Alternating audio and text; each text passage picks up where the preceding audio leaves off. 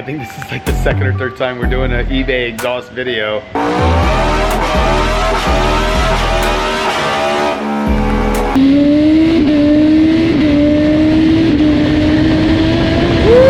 This sounds ridiculous! Hey guys, welcome back to the channel. For those of you who don't know me, my name is Eric and I am the tuner here at Proven Power Cycles. And today we have a 2015 Yamaha R1 in. So guys, this is kind of like an SC project, kind of a Austin Racing SC project, kind of knockoff style, if you will. It still has a decent opening for the diameter. It's not too bad. I mean, we got a little over 2 inches here, so I mean that's really not that bad. So on paper, I'm gonna say it now, this thing should produce pretty good power considering that we have a decent diameter coming out of this pipe here. It retains that diameter pretty much all the way down to the collector, and even past the collector, we still have a decent diameter all the way up to the stock OEM header. Here, I wanna point this out to you guys actually. On exhaust systems, you'll see right here, this is where the stock O2 sensor is on this bike, right here, okay? Now you see this adapter that it goes into. This adapter is for the wideband sensor, okay? That is so that we can put the M18, basically the wideband, it's much bigger than the narrowband that comes on these bikes stock. A normal narrowband is actually like it's like an M14, I believe, off the top of my head, and then the wideband sensors are M18. I know that for a fact. The difference is basically the difference between like maybe your pinky to your thumb. Think about it like that. It's not major, but it's enough that it's the difference on the size of the hole. What we normally do is I normally put a wideband sensor in here, but because this sensor, and I'll show you again, this is before the collector, okay? So you see how it's positioned here. Now look back here. This is where, I don't know, let me see if I can get a good viewpoint on it for you guys. But you see how we have both sides coming in, right? So we have cylinders 1 and 2 over here on the left, and then we have cylinders 3 and 4 over here on the right. So they have this basically this H pipe design here, and then they have the collector back over here, okay? I don't know if you guys can see all of that. I don't know how good it looks because I'm basically have the camera on the dyno right now. But if you notice, we have a wideband sensor on the other side as well. I don't particularly like to tap into one of these sensors. I do have a dual wideband output, and if you want to get super picky, you would measure the left and the right side and kind of average them out. That's extremely time consuming, and we don't really have a way of splitting the cylinders up like that in the ECU. So that's the reason why I went with the sniffer just in the tailpipe. Let me just get an overall reading. The sniffer works too.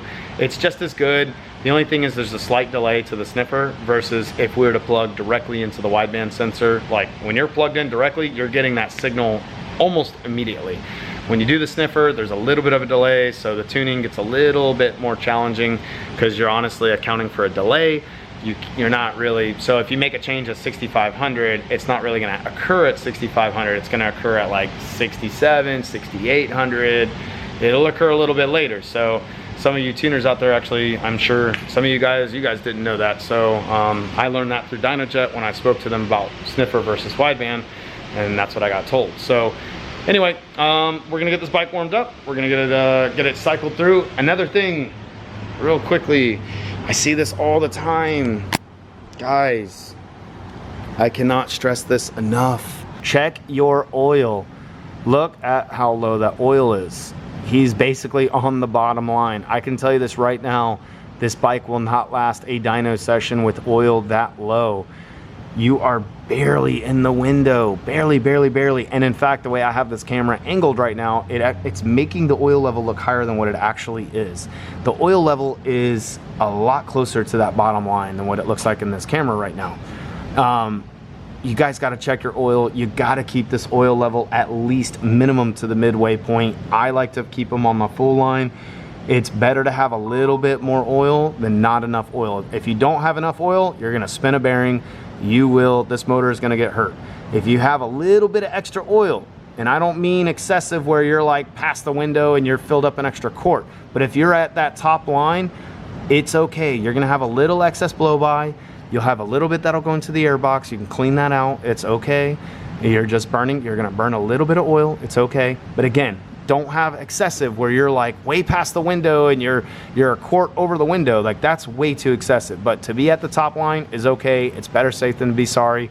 Please, for the love of God, check your oil and make sure you have an adequate amount in the bike. This is why I do that. This is why we do the safety check on these bikes, is because we want to make sure that the bike's not going to let go. We've had bikes in times past, very few and far between, but where they let go on the dyno and come to find out they didn't have the right oil, or they had contaminated oil, or they had just a slightly low oil level, just like what we saw there, where it's like, hey, look, you're technically in between the lines, but you are on that low line.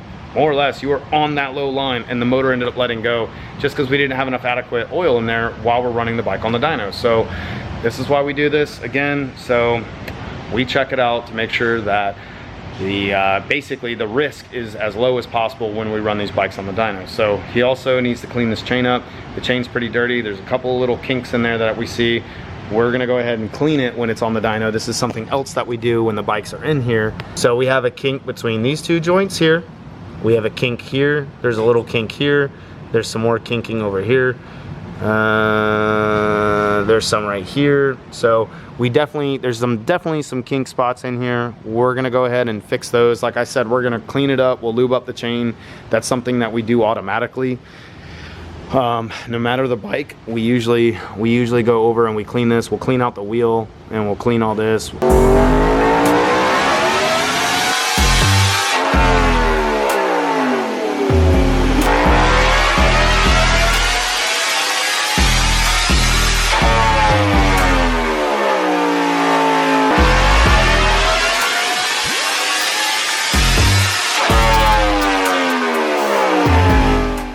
So here's the baseline. I wanted to go over this really quickly with you all because I noticed something here. Air fuel, garbage. Very, very, very bad. You know, we're almost off the chart here at almost 7K. This is kind of why we're seeing some torque loss here. It's not a very good linear power band, which now we also have different ETV movement throughout here, which is the electronic throttle value. So basically the throttle is not at 100%, or rather it shouldn't be. So here's what I really wanted to tell you guys. Obviously, we know this is a lean air fuel ratio. You know, that's 16.0 all the way up to about 18. We're at 18 up here, so we're in a very, very lean mixture here. Actually, 17.0 air fuel, 16.9. Very lean air fuel mixture. And then as we get on the other side of 8K, so as we make our way to the higher power band, we're running very, very rich at 11.8, even all the way down to 11.1 air fuel, 11.2. And all the way up top, we're at a 12.0. Now, this is primarily what I wanted to say. This bike has definitely been flashed before. And the reason why I'm saying that is because we don't have any power loss up here in the upper RPM limit. And we also, I don't really see the transitioning point with the velocity stacks. Normally we see them right around in this range here, around roughly 11K. You see a slight transition right here, around 11.2, 11.4 range, and that looks kind of like where our transitional piece is. So like I said, this ECU has been flashed before. It's a little low on power, but again, it could just be the restrictions taken out and they might have thrown some kind of fuel map in there. I'm not sure, but either way, we're gonna fix all of this and we'll pull some power out of this thing before the end of the day, and we're gonna really smooth out this low end throttle with the AFRs and also with a better ETV mapping, I'm sure. So we're gonna have a nice smooth on throttle feel versus a very jerky on off throttle. So let me get to work, guys, and we'll see what we can make out of this thing.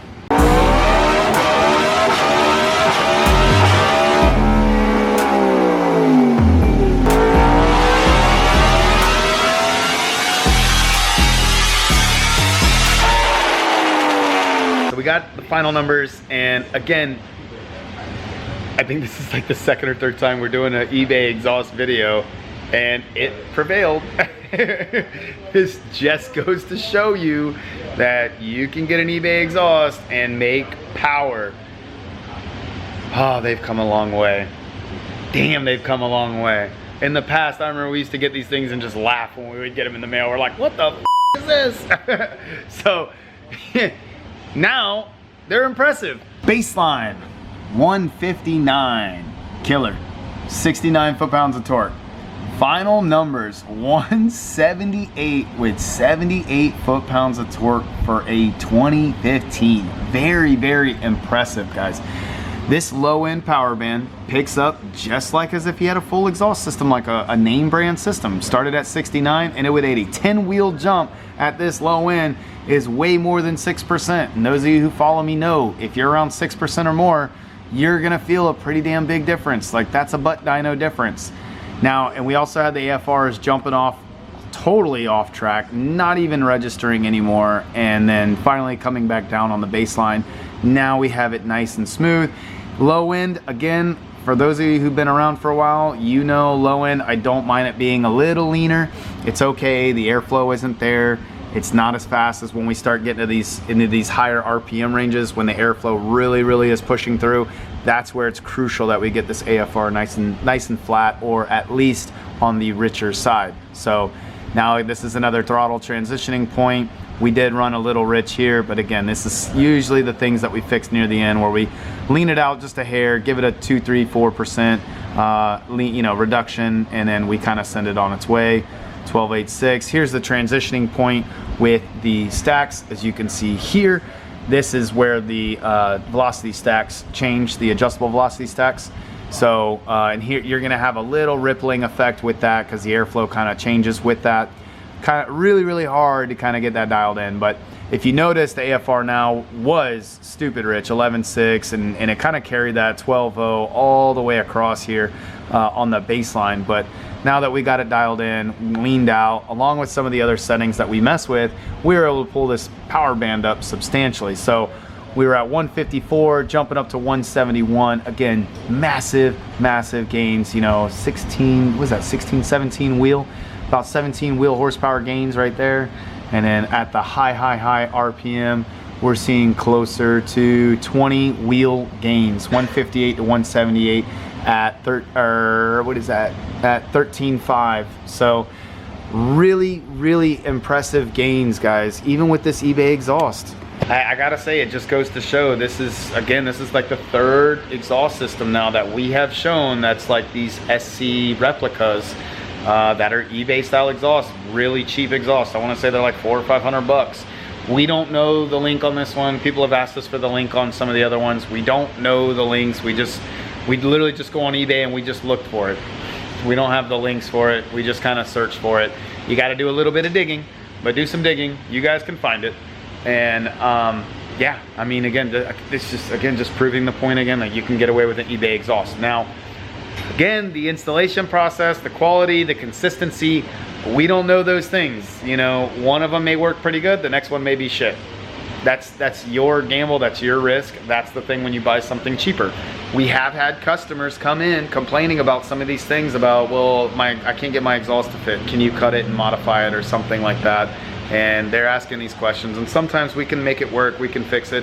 Other times it's you're shit out of luck. You know, you need to go find a fabricator, or you need to go purchase a full exhaust, you know, a name brand full exhaust system or something along those lines, or 3/4 system in this case. So the risk is going to be on y'all's shoulders, but again, they are producing with the tuning, they are producing, so I cannot deny it. But I hope you guys enjoyed this video. If you have a 15 through, I think it's like 15 through 19 R1, guys, that exhaust system works. So you just need a tune to go along with it. But that exhaust system definitely works. This is good power considering it's an eBay exhaust. Pretty wild nowadays, I gotta say that, pretty wild. But thank you guys for following along. Thank you for watching.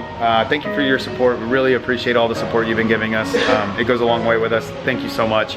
If you could, please leave us a like, a comment. Tell us what you think about the eBay exhaust. Tell us if you would purchase this eBay exhaust and throw it on your bike. Curious to see what you guys think. And let us know. So thank you again. Be safe out there. We'll see you on another episode.